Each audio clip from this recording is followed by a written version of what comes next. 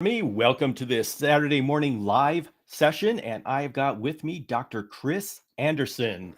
Chris, welcome to the show. Thanks, I appreciate it. All right, Chris, let's start off with a background of who you are.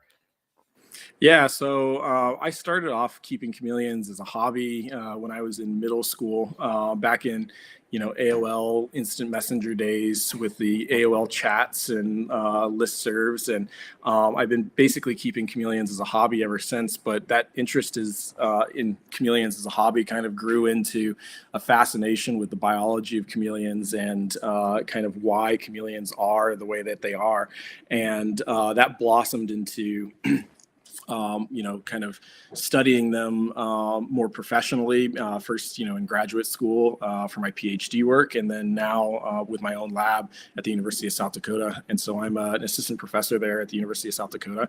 And one of the main groups that my lab works on is chameleons. And so I get to work with chameleons both professionally and as a hobby.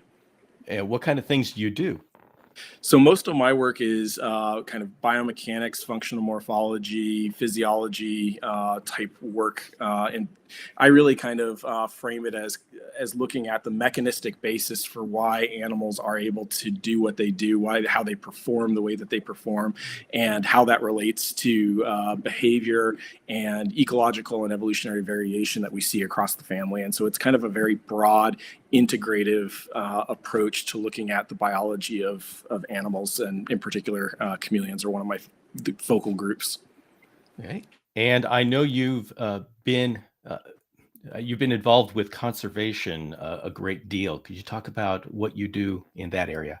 Yeah, exactly. So, chameleons are fairly diverse. I think a lot of people actually, even within the chameleon community, don't realize how diverse chameleons are. So there's over 200 different species. They're fairly broad ranging and so forth. But they're also a fairly heavily traded group of animals, with the captive pet trade. And so with my experience in both biology as well as the hobby side of things, I got involved with the IUCN's Chameleon Specialist Group back when it was fairly early days as far as being created, as basically a trade specialist for the group.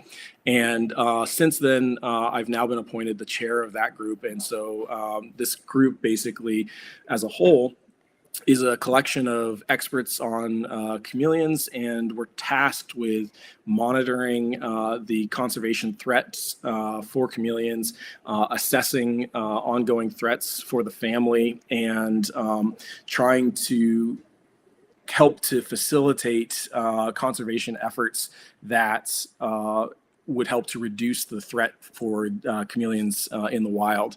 And so one of the things that we do, because of the high level of trade in chameleons, is just kind of keep an eye on how things are going with trade. If we start seeing species that aren't supposed to be traded, we try and set up education at export countries and as well as import countries to help exporters, importers, as well as management authorities be able to identify the species that they're supposed to be allowing out, species that they're not supposed to be allowing out, and so forth. Is there, and I know we're going a little bit off topic here, but I'm wondering, is there a balance between conservation and trade? Yeah, so one of the main actual principles or foundational principles, and premises for the IUCN is that there can be sustainable trade, and so there can be a sustainable use. And so the IUCN is actually focused on trying to come up with that balance where trade levels or use is non-detrimental to the species in the wild. And so one of the things that the IUCN specialist groups do are these red list assessments, which are conservation threat assessments for different species. And so if you go to the IUCN red list, most chameleon species right now have been assessed within the last 10 years, and we're in the process of updating a lot of those assessments.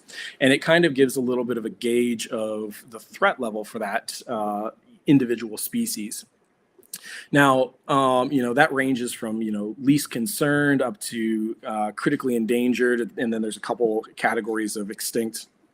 either extinct in the wild or extinct outright. And fortunately, we don't know of any chameleon species that are extinct or extinct in the wild at this point. But these different threat levels will relate to the different amounts of use that can safely occur for that species for trade or other uses. And so even theoretically endangered species or critically endangered species, there is a use level that would be sustainable or wouldn't be detrimental in itself, although that can be a little bit more delicate and hard to achieve. And so a lot of management authorities, those are the organizations that are responsible for the local legislations and so forth and protection statuses, try and avoid applying any type of pressure like that from trade for some of those higher threat categories. But Madagascar, for instance, the new quotas systems that they've put in place in the last, 5, well, I guess it's longer than that now, however many years, is based on those IUCN Red List assessments where they've kind of assigned quota levels, the number of individuals that can be collected every year and exported based on the threat status of that species. And it would break my heart if I was not able to work with chameleons again, but I'll ask the question, is it important? Why go through all this work to set trade boundaries? Why not just say no trade? Is there a use for the trade besides just us being able to enjoy it? For sure. I mean, there's going to be some people that are really kind of anti-trade and would argue against it. But I think most people would realize that when there's a value assigned to having some of those animals for local communities, they have an interest in helping to maintain them and protect the habitat that they live in and so forth. And so it's a little bit of an incentive there if they have some type of benefit in some way to those populations. And so, it doesn't, the trickle down effects to the local individuals, the local communities is relatively small given, how little we're actually paying here. And every step of the way is less and less money that's being exchanged. But, a little bit can go a long way in some of these places. And so I would argue that there is some benefit there for having some trade for many of those species. Okay. And perhaps we'll have that be a topic of an entire episode coming Yeah. up because that's a valuable topic for us to talk about. But I want to talk about your approach to chameleon keeping Yep. as a scientist. And so let's talk about critical thinking. What is it, and why is it important in what we do as hobbyists? Yeah. So basically, critical thinking is this process by which you are analyzing the available information that you have and the evidence that you have, and then trying to use these observations and kind of background knowledge to start to make assessments of what's causing something or what might be more advantageous than another method or something like that.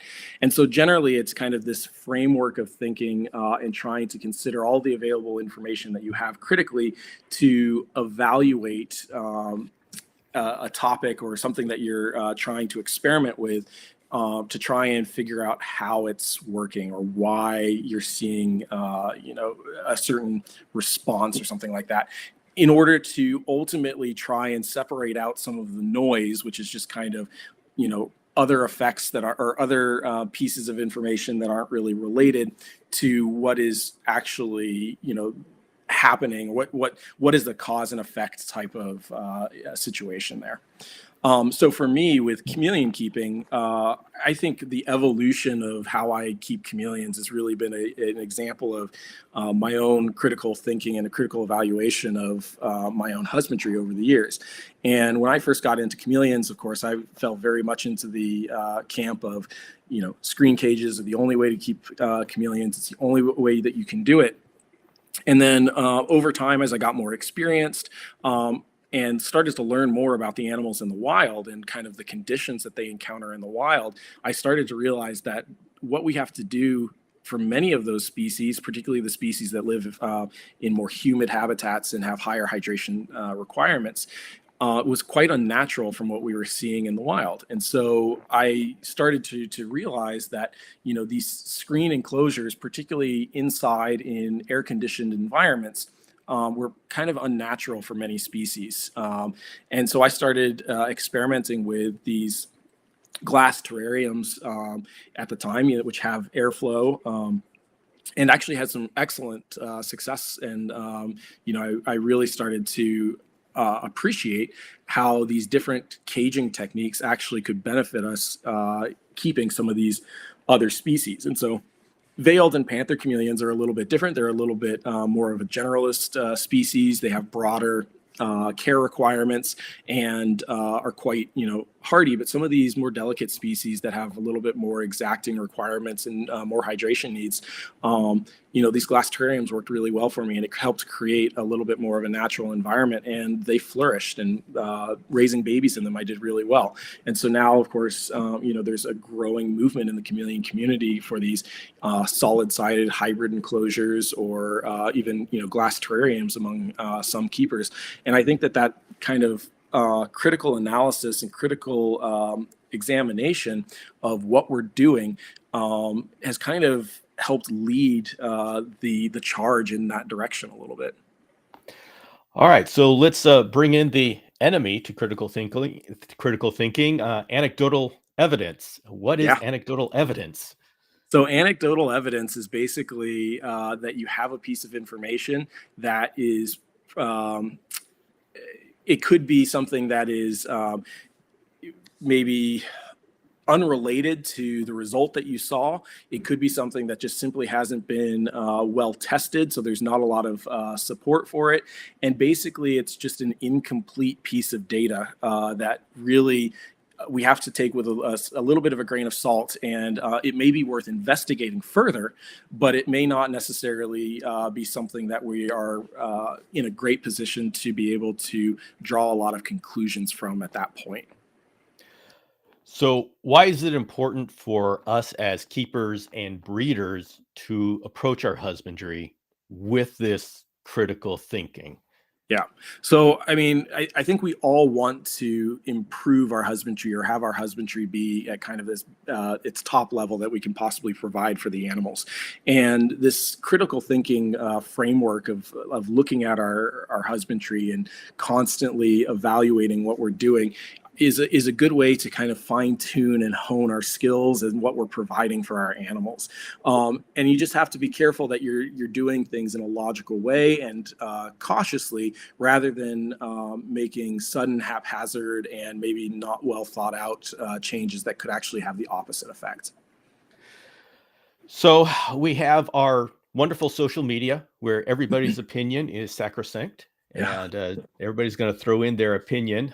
of course. How do we approach, say we ask a question on social media, Yep. how do we approach all of the results, the comments that we get? Some are contradictory.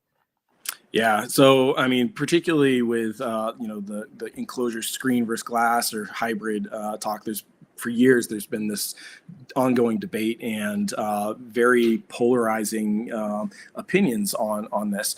And ultimately, I think what it comes down to is there needs to be individuals who are providing this type of advice, or any type of advice for that matter, need to really be able to provide a solid amount of information and justification for why they are recommending one thing over the other.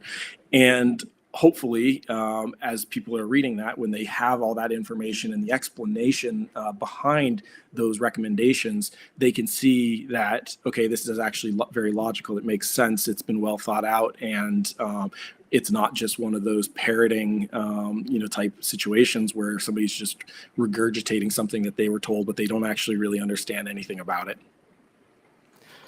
Okay. And of course, that's not easy when you have No. people that are 100% confident because they Yep. saw it with their own eyes. They had, And loud. and for example, so, well, you know what? Let's take an example. Let's take an Okay. example, a real life example from our chameleon community. And that's the debate about using Repashy Calcium Plus with panther chameleons. Okay. And I'll just set the stage for everybody. We have a number of prominent breeders of panther chameleons that have been using Repashy Calcium Plus for generations of panther chameleons as an everyday supplement.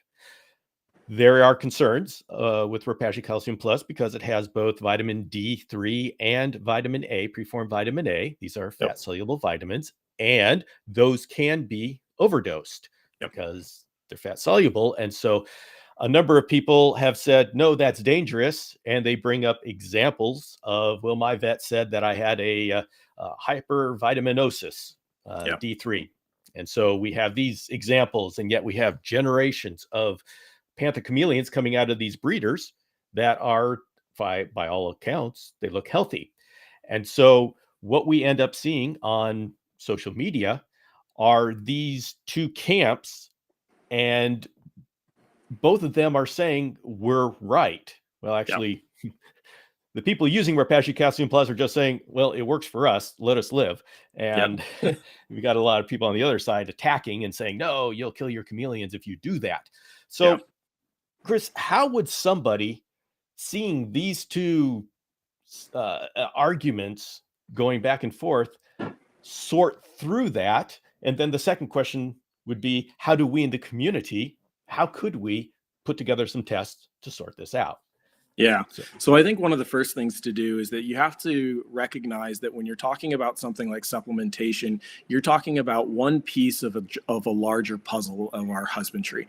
And it's really critical to remember that that when we are looking at supplementation or any other piece of our husbandry, it has to be considered in light of the rest of our overall husbandry techniques. And so it's really not something that we can simply analyze one piece of it without a lot of other information. And this has been something that's been a problem, when people have been talking about lighting strategies and UV light and so forth, is the disconnect between the one piece that you're talking about and the rest of the husbandry picture, because the rest of the husbandry picture can really change what the effect of that one piece can be, and it can potentially swing the results, which is the well-being and survival of your animal, in either way, depending on the complete picture. And so one of the things that I think we really need to encourage people to do is to take a step back when they're giving advice, and rather than immediately jump out and say, oh, you're supplementing too much, or you're using the wrong light, you're not using a 10.0 or a 12%. It needs to be to take a step back and actually get some information about what the rest of the husbandry picture looks like, because this is going to have to vary depending on the species. It's going to vary depending on the type of enclosure that's being used. It's going to vary based on the gut loading contents of the feeder items. It's going to vary based on lighting, or various aspects, life cycle of the animal. So if it's a reproductive female or a growing juvenile or a full grown male and things like that. So there's a lot of pieces to this puzzle that need to be considered in order to make accurate advice. And so I think that's kind of the first piece that we as individuals who are providing advice need to make sure to get that information before kind of jumping too far down a road as far as advising one thing over the other.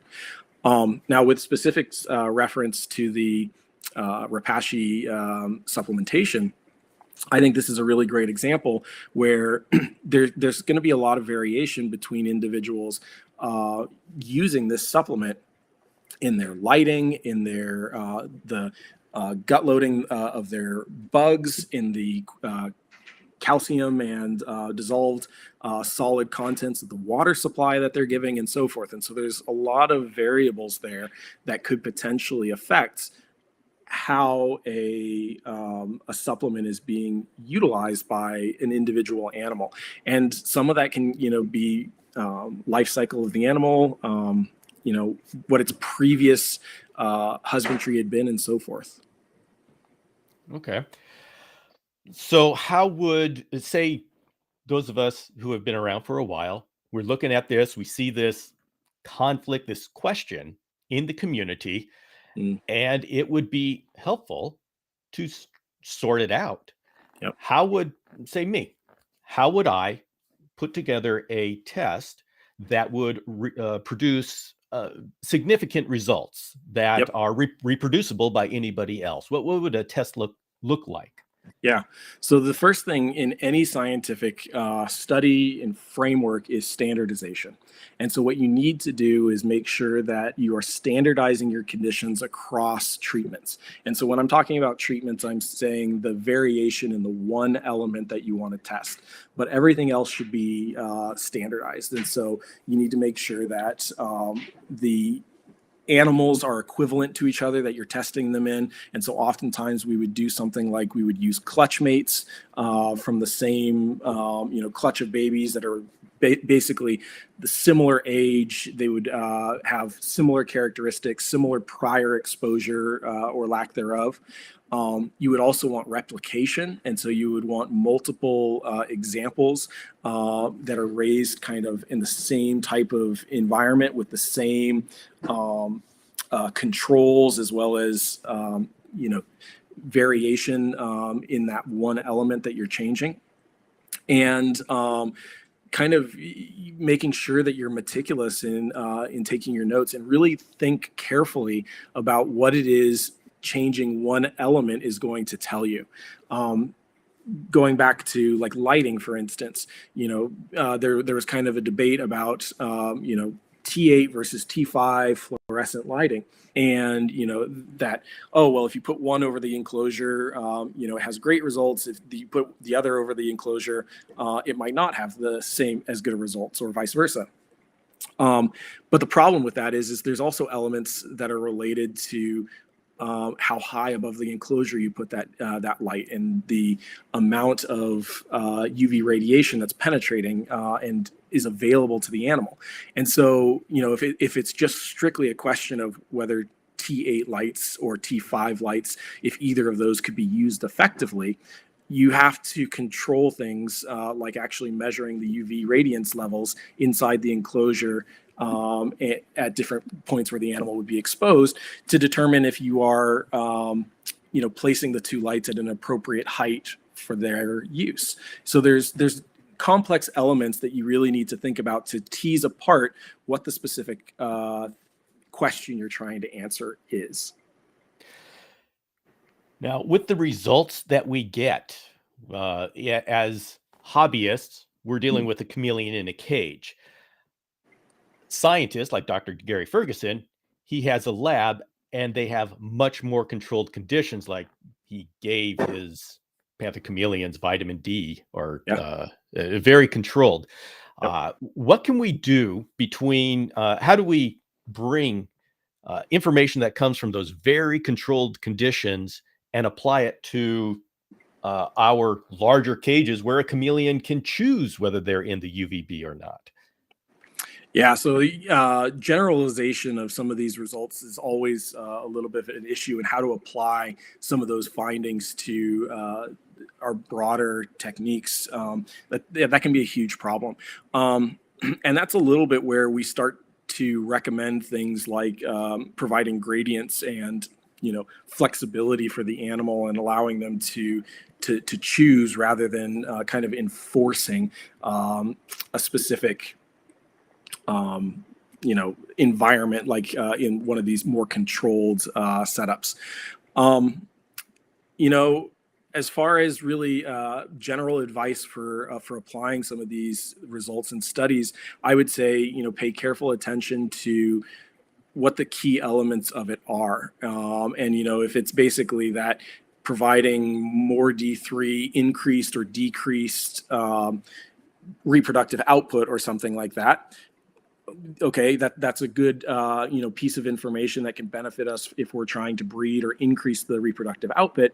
But we also need to think about some of what the consequences of that could be, and that could be a reduced duration of lifespan and things like that. So we have to really kind of critically think about what these results themselves mean too, as we're trying to apply them, and consider whether that result is actually ultimately favorable for what we're trying to achieve in a captive environment, or if it might have some of these maybe unintended consequences as well.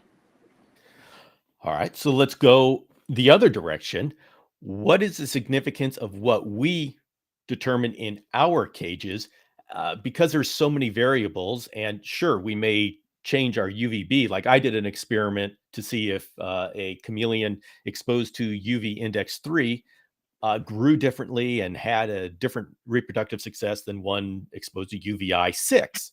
Yeah. And I had the exact same cages, and I just changed the UV index available within the cage. So that was the one parameter. But there was absolutely no control over how long the chameleon basked and at what point the chameleon basked. The only control I had is what UV index was available to the chameleon. So how far does that result go as far as being significant? Yeah. So I think you kind of hit the nail on the head there a little bit with saying that you didn't have the control over where the animal was actually exposing itself to those UV levels. And so what that basically is able to tell us is that, having available UVB index of 3.0 or 6.0, depending on what the results were, is safe. It can produce effective results, but you're not necessarily saying that you have to provide a consistent 3.0 UVB index throughout the entire enclosure or a 6.0 index across the entire enclosure. What you're simply saying is that when that condition is available to the animal, it can produce results that are what we're looking for, which is kind of good health, good growth rates, and so forth. And so really to get at the type of questions about how much UVB exposure does an animal need to have on a daily basis to achieve those, you have to start getting a lot more specific with the measurements and actually tracking where in the enclosure that animal was spending different amounts of time during the day, and then measuring, having a better mapping of what the UV index would be throughout the entire enclosure so that you can start to correlate, timed exposure at different levels and so forth. And so, I think as a generality, it's a useful piece of information for other keepers who are trying to provide an environment that will provide what the animal needs, but it falls short a little bit of saying that it's making a broader conclusion about like this is how much UVB an animal needs or something like that. It's basically establishing what are exposure levels that the animal can access within the enclosure that creates an environment that the animal is able to, throughout the day, moving around the enclosure, achieve good growth, good health, and so forth. Yeah, in this case, that was exactly all I wanted to do is establish the levels that we provide as hobbyists, because that's where I work, is with hobbyists and husbandry. Now, if I wanted to, or if anybody wanted to go a step beyond that and start using these experiments to add to these body of scientific knowledge, what would we have to do? Yeah. So there are actually avenues for hobbyists to try and write some of these results up and submit them. So, for instance, the SSAR, the Society for the Study of Amphibians and Reptiles, has two journals, one of which is the Herpetological Review. And they have a section of the Herpetological Review that is for herpetoculture. And it is specifically for individuals in the herpetocultural community to present some of their findings, and these can be things like reproductive observations or incubation strategies for different species that they've successfully bred. It can be things like these UV exposure experiments where you vary the amount of the UV index at like the top basking location in the enclosure, and then if you have good data on like growth rates, for instance, with different exposures of UV index levels at basking points, or if you have, good data on hatch rates and survivability under different hatching regimes, or just simply wanted to be able to document a successful incubation for a species that really hasn't been bred before, there's avenues for you to be able to write some of those results up and then submit them for publication, where they will go through peer review and get critical evaluation and edit requests and so forth before it would be potentially accepted and then published.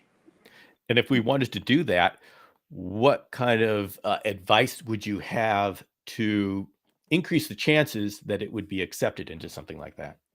Yeah, so I definitely would recommend individuals who are interested in that read previous publications or previous articles that were published in that herpetocultural section, and just kind of get a little bit of a baseline for what was provided. But while you're doing those experiments, take good notes and try and make sure that you're accounting for some of that variation, and you have good controls if you're manipulating different conditions, and just be fairly meticulous about how you're setting up that type of experiment and how you're how you're changing things, and thinking about what type of information you want to gather in response to try and answer your question about whether this is advantageous or not, or what the effects of a certain treatment are, and then working to carefully type up and present this information in a way that's logical, and it provides good background information, good explanation of what you did, good explanation of what the results were, oftentimes including graphical depictions that show some of those responses or some of those treatments, and then a critical discussion of what the implications of that work are. Okay. And to the audience, we're going to go ahead and get into our question and answer session. If you have questions for Dr. Anderson about scientific approach to chameleon keeping or anything about what we talked about, go ahead and put it in the chat session, and we'll pose some questions to him. In the meantime, and Chris, what kind of projects are you working on right now? Yeah, so as a graduate student, most of the work that I was doing is something that I'm, personally collecting all the data for, and doing all the analysis, really involved in every single aspect of it.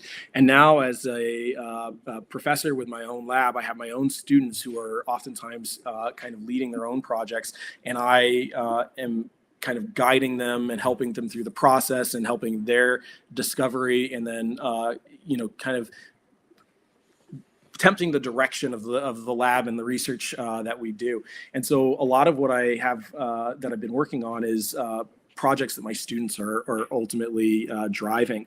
And so I have a large CT scan data set right now that a number of students in my lab are working with, where we have about 75% of the chameleon diversity. We have these micro CT scans where we can look at like skeletal diversity. And so I have some students that are looking at individual bones and correlating variation that we see in specific skeletal structures with ecology and evolution of different species.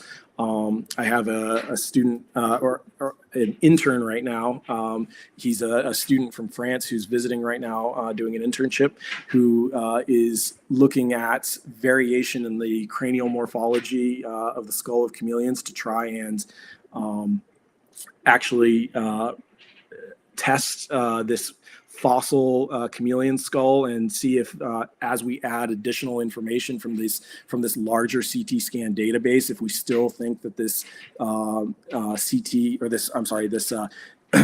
this fossil chameleon skull falls out in the same genus that we originally thought it was when we described it. I have students who are looking at evolution of this complex feeding strategy that chameleons have with tongue projection, by looking at how Jackson's chameleons will oftentimes feed on snails using direct prey capture rather than tongue projection. And then I also recently got a large grant to do a bunch of chameleon feeding work in South Africa and Namibia in Southern Africa.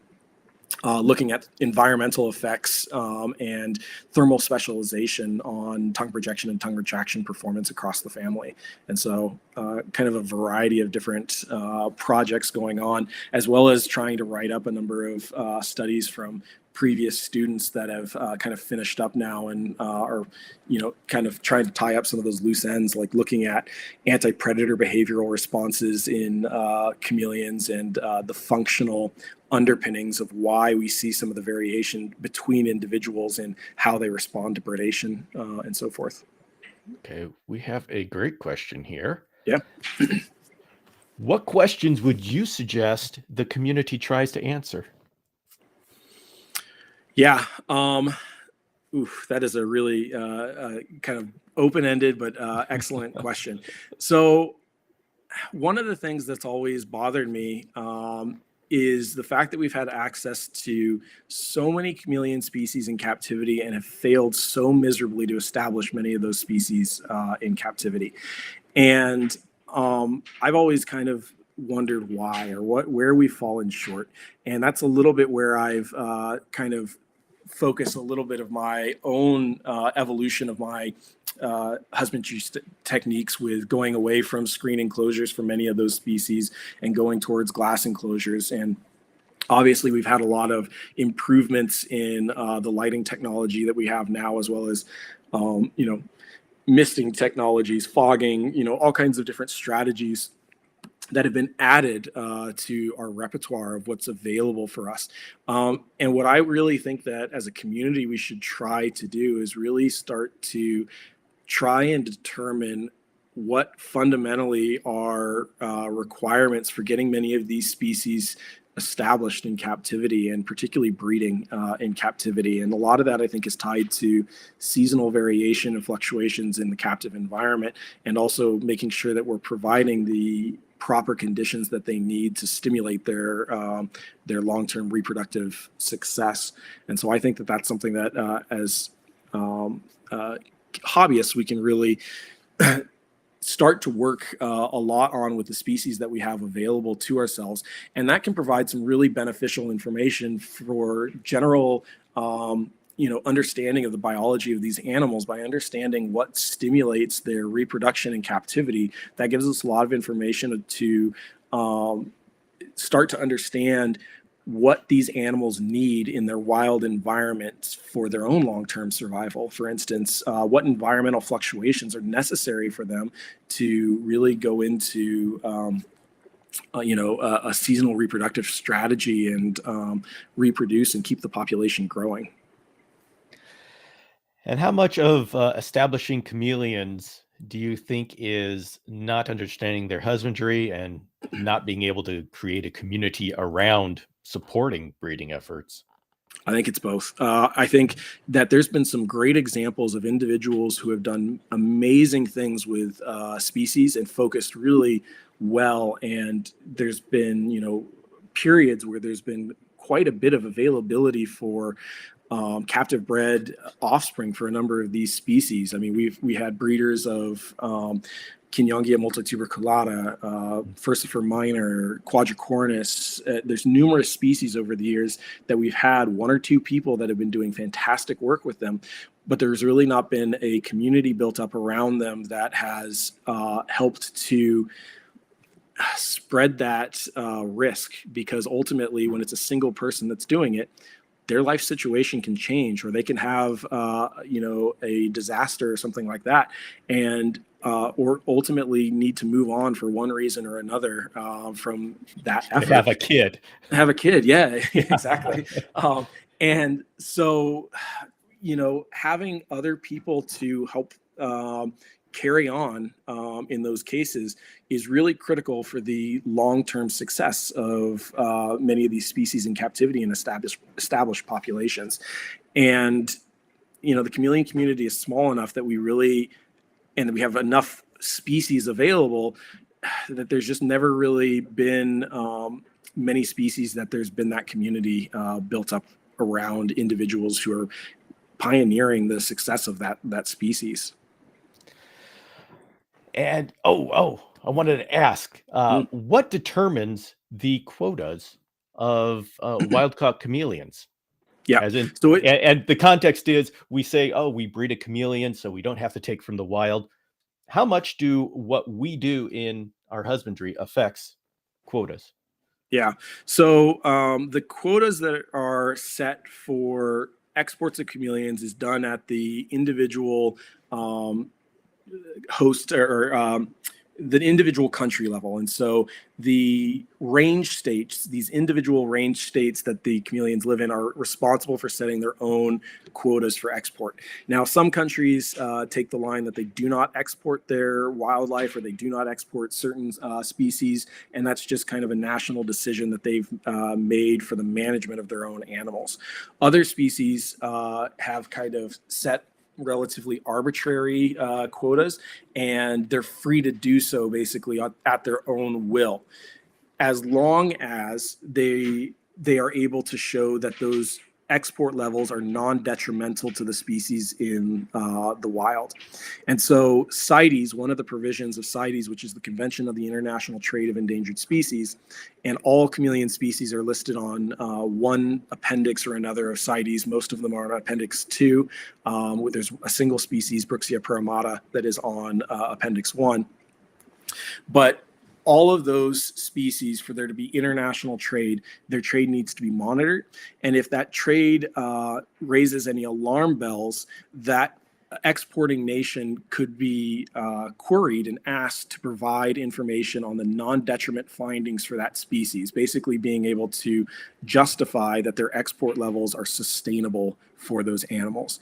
And if they fail to do that, or they aren't able to, or don't respond in a way that says, oh, well, we've knocked it down to this, which we think is going to be sustainable based on this data, then CITES can step in and actually impose a ban on importing those species from that country.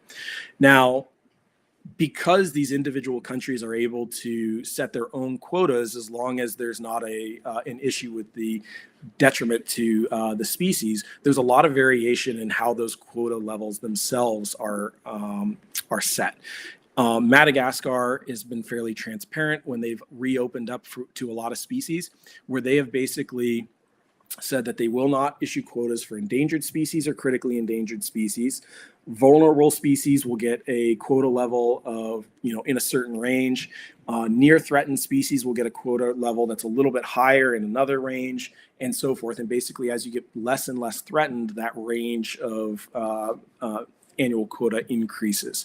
And then, other countries have done some variation where they basically have their own data where they think, okay, based on our own populations, we think that this level should be fine, or this species is endangered, but we think a conservative quota of such and such is acceptable based on available habitat, species densities, and so forth. And so there's a lot of range as far as how those quotas are set. Okay, and then so say we get a country like Cameroon that allows out cristatus, serratus, and a spectrum, Rempelian spectrum, but it said no Montium, no Quadricornis, no Pfefferi. What went into deciding which species does and doesn't? Yeah. So Cameroon has national legislation that protects certain species at different levels. And so they have certain species that are considered to be protected at a level that prevents them from being collected and exported. And then they have other species that are allowed to be collected under permit and then exported. Now, in the case of Cameroon, even some of those species that have national legislation that should prevent them from being collected and exported have been exported with CITES documents and so forth in the past.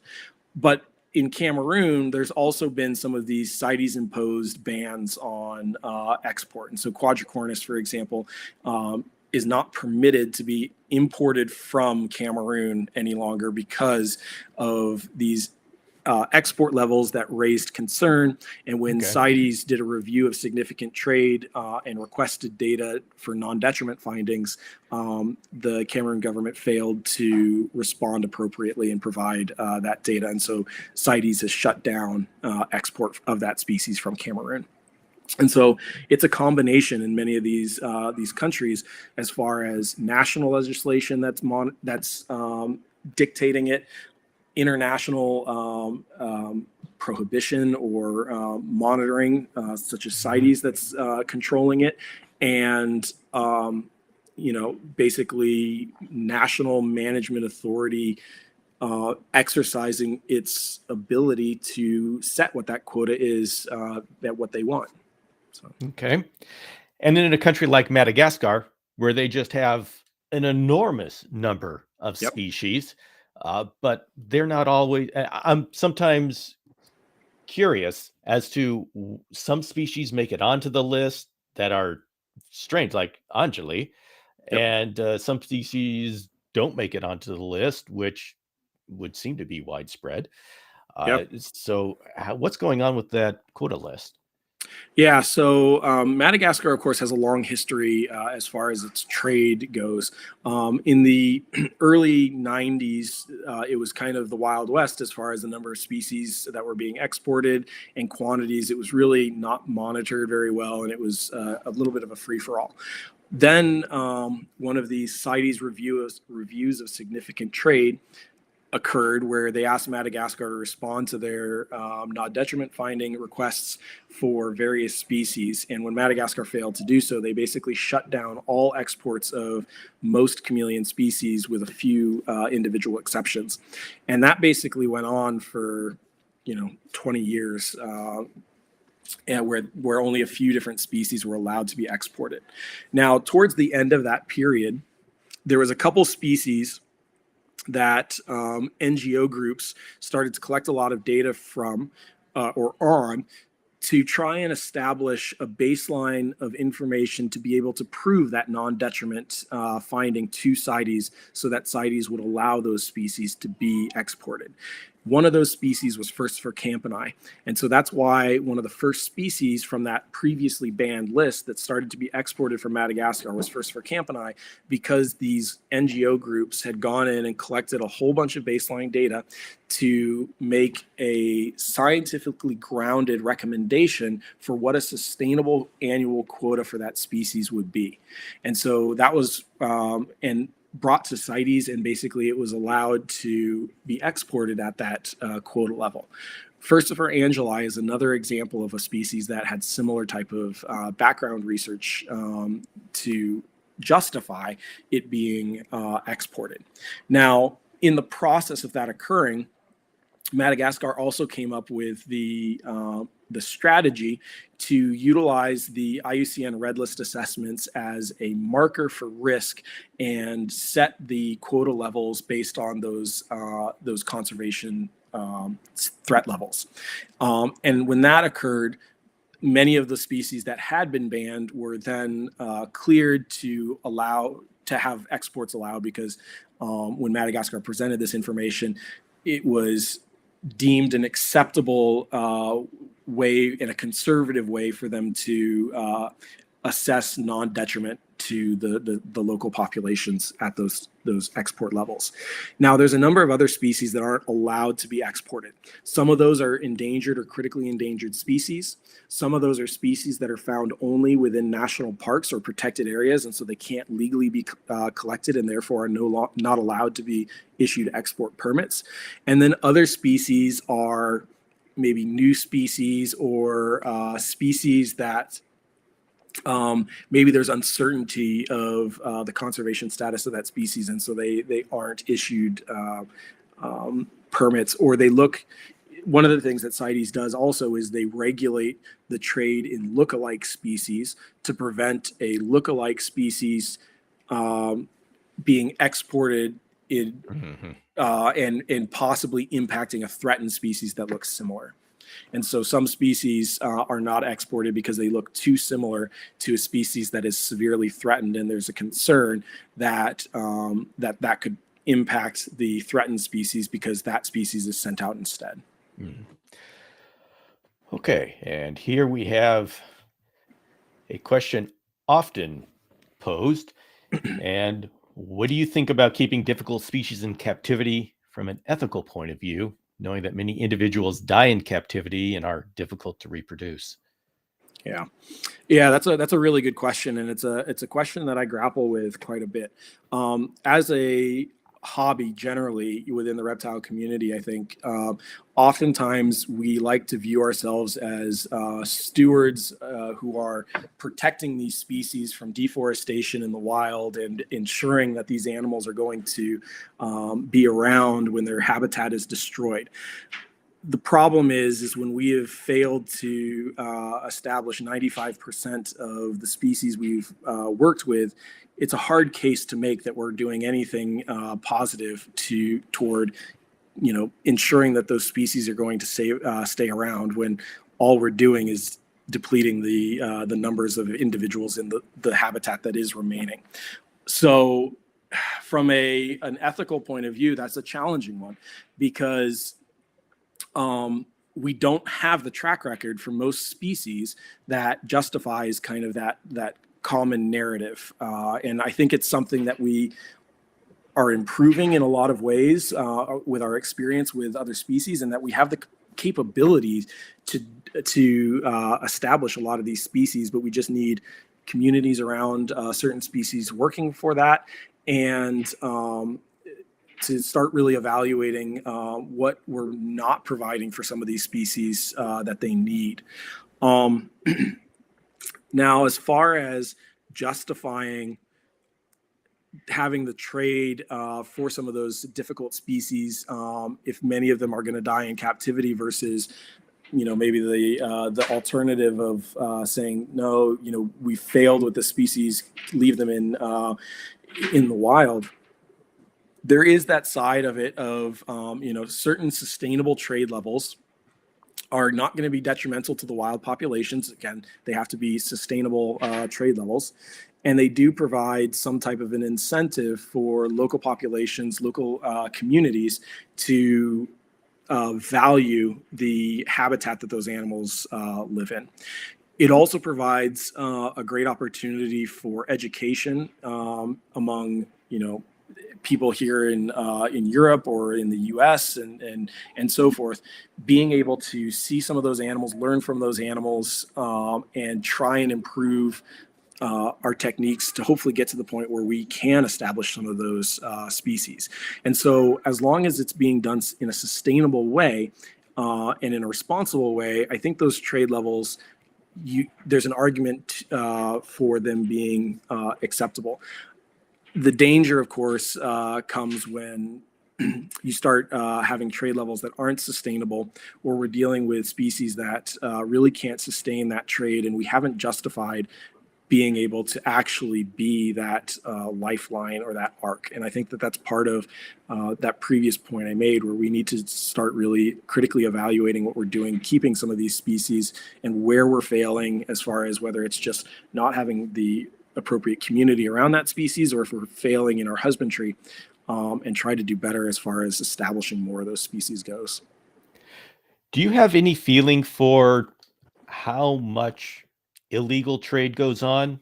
Because we keep talking about CITES and having sustainable levels, and if the systems that we put in place work, then everything should be sustainable. Yeah. What's going out the back door? Yeah.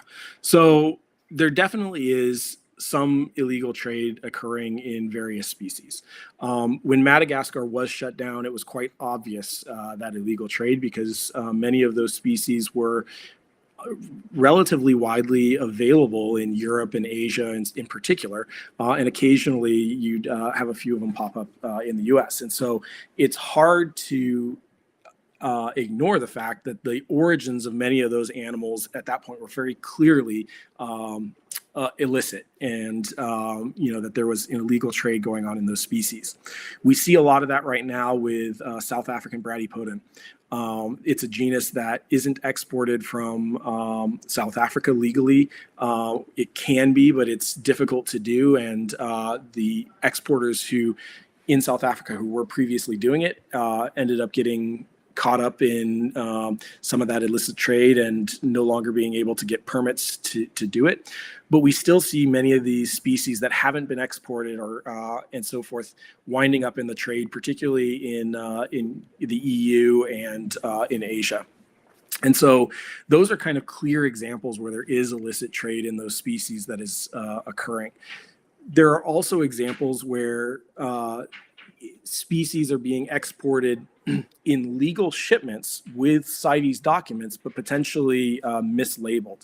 And so particularly with Madagascar, there's such diversity in Madagascar that it can be very challenging for the importers here in the US, the exporters in Madagascar themselves, or the management agents, the management authorities agents that are inspecting these shipments to be able to accurately identify what those species are. And so particularly for species that can be challenging for specialists to identify, it can be quite easy for species that aren't supposed to be exported to be included in those shipments. And so the Bruxia is a good example of that, where many of the shipments that come in from Madagascar, the Bruxia are mislabeled. They're a hodgepodge of species, and there are species in there that aren't supposed to be exported. And so that's a little bit, of a gray area, because technically those shouldn't be exported. That's illegal. But I don't get the sense that it's being done intentionally. It's not being done because, there's a demand for this endangered protected species, because ultimately they're not being sold as that endangered protected species. They're being sold as, a mix of species, or as this mislabeled species. And so that's kind of a little bit of a gray area where it's almost it seems like an unintentional illicit trade in those species. So yeah, there definitely is illicit trade that occurs in chameleons, and some of it is intentional, some of it is unintentional, and some of it is at high levels and some of it is at fairly low levels. I mean, some of these species that are intentionally illegally traded are being done so at fairly low levels, and levels that are probably sustainable for the populations. But there's other species that are unintentionally being exported at high levels that the populations might not be able to sustain that, or it could be a severe threat to those species. And somebody just mentioned Dacari, Bruxia dacari, and that's exactly the one I was talking about with the Bruxia imports. Bruxia dacari is an endangered species that has a zero quota and is not allowed to be exported. But most of the Bruxia burgui imports that have been coming in have actually been dacari. And it just happens that Bruxia burgui has the largest annual quota of any Bruxia species. And so you can start to see how all of a sudden that could be a problem for the sustainability of any type of harvest for that endangered species, even though if it's unintentional. And we have the same problem with the brevicorn group and the sutum. Yep. There's a number of them in Madagascar in particular. Yeah, on Facebook we have a game where we get these, and we ask Chris and Mark Schertz to please identify these. Yeah, and it's tough for us, and we're specialists in this. I mean, it's something that I do regularly, and Mark, of course, was a co-author on many of the studies that described or redescribed these species, and it can be challenging for us to be able to identify these, particularly without locality information. And so then all of a sudden you start thinking about how an import a management agent at an import country or even the export country is able to differentiate that. And it's very easy to understand, how mistakes happened. Now, are there any countries that are not CITES signatories that would provide a drain? Yeah. So the way that CITES works is that there are parties to CITES, which are countries that have signed on to this agreement, this international agreement on how trade in endangered species would be regulated and monitored. And so it really works because the US and Madagascar, for instance, are both parties to CITES and have agreed to monitor and regulate their trade in a specific way as dictated by that convention. But there are countries that have not signed on to CITES. And that creates some issues because they don't require, say, CITES permits to bring those animals in or even to export those. Now, fortunately, because the U.S. and the EU are all CITES parties. Any trade that of those species coming from, say, like a non-signatory country into the country wouldn't be allowed to happen because it didn't have those CITES permits. And so the fact that the big boys, as far as the consumer market goes, are CITES party countries, is a really important feature because it helps to make sure that the majority of the consumption of those species is regulated by CITES. But it is very possible for some of these countries that aren't CITES parties to import these animals from Madagascar or Tanzania or something, even though those exporting countries are CITES parties. It's very easy for them to kind of, oh, well, we'll just export it, anyway, in circumvention of CITES. And if those trade levels were high, it could be very problematic. Okay. So how about captive breeding programs in the country of origin? So, so the question is whether there's captive breeding programs of various chameleon species in the country of origin. Now, the way that chameleons are exported on CITES documents, CITES permits, is they can be declared as wild caught, they can be declared as captive bred, they can be declared as farm raised or farm bred, and these have very different type of definitions for what that means. And so wild caught obviously is that they're going out and collecting them in the field. Captive bred means is that they are the parents are introduced and bred, and then the offspring are the results of those, that captive breeding and raising of that offspring. But then farm bred oftentimes means that either adults are collected and then they will just drop offspring in huge enclosures, and they will harvest those offspring to send out. It can mean that they simply collect a large number of individuals, bring them into a greenhouse or something like that, and then after a certain amount of time, they can go in and collect animals from that greenhouse and send them out. So there's variation in kind of how individual animals can be declared for being exported. And so some countries only allow farm-raised animals and not wild-caught animals to be exported, although it's questionable about whether that's actually any type of captive breeding. There are certain countries that have only allowed captive bred specimens of certain species to be exported. That is what the case was in South Africa when there was an exporter that was allowed to export some species. They had to be captive bred. And then there started to be some issues surrounding whether they were actually being captive bred as described, and what other species were possibly being sent out as well. And then Tanzania, before Tanzania shut down its own export, had a number of different species that could only be exported as F1, so first generation captive bred animals. Now, the kind of continuation of that question was whether any of them were relevant conservation programs in those countries for those species. And I really do not know of any captive breeding programs in range states for chameleons that are breeding those species in a conservation framework, in a way that's trying to help protect the local populations or reintroduce the local populations or anything like that. Most of those captive breeding programs have been fairly rudimentary and focused more on providing trade, animals for trade purposes. Isn't the biggest problem the loss of habitat? Absolutely, yeah. So when you look at the threats for different species, habitat degradation and habitat loss are the number one threats for chameleons as a whole and most species. And so those habitat degradation threats can be anything from people going in and collecting wood for charcoal. It can be slash and burn agriculture. It can be clear cutting of the forests. It can be also kind of low-level harvesting of, lumber or plants for various things. And so it varies. Many of these species of chameleons are also local endemics, where they have very small ranges that are fairly isolated.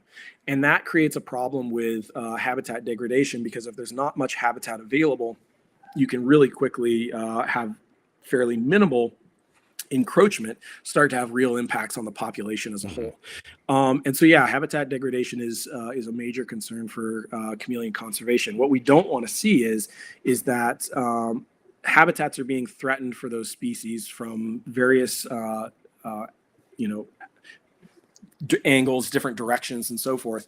And then there's also high trade levels that are not sustainable based on the population, and that we're not actually being successful establishing them in captivity.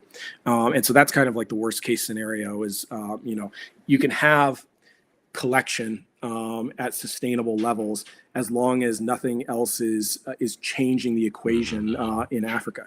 You can have some level of habitat degradation and encroachment as long as it's at a certain level that's not going to threaten the survival of that species as a whole. But then when you change the equation and start adding other, additional threats, you start really playing with fire, to use an analogy. And so it's kind of a really dangerous mixture of habitat degradation, habitat loss, potential for high levels of unsustainable trade, and then the fact that we're not actually establishing many of these species like we hope, like what we would like to be able to do. And so that's where we start really getting into dangerous territories, when we start mixing some of those threats. Okay.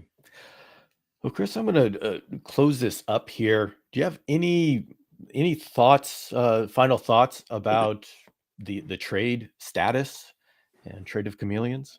Yeah, so I feel like you and I have been around the chameleon community long enough that we can see patterns where certain species are available in large numbers and not appreciated, and then all of a sudden they disappear, and everybody wonders what happened, where they went, and why we can't find them anymore, Yeah. why nobody set them up and got them going while they were available.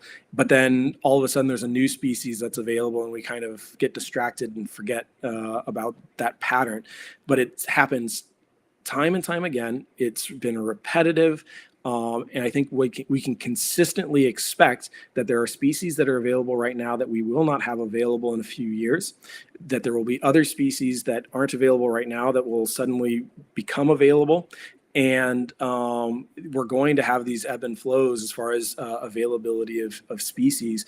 And that what we really need to do is make a better effort to take advantage of establishing the species we have available to us now, and avoiding that loss of those species in captivity, a year or two after exports shut down from that country. Because invariably, most of the time, when a country stops exporting a certain species, it won't be very long before that species is just not available in captivity.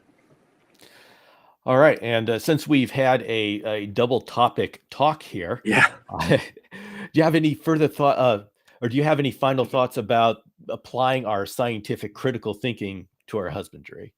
Yeah, I think applying critical thinking and trying to critically evaluate what you're doing, and what differences in your approach are actually telling you about the needs of animals. I think that's a really important aspect of maturing as an individual keeper, but also helping to guide the community and the hobby forward.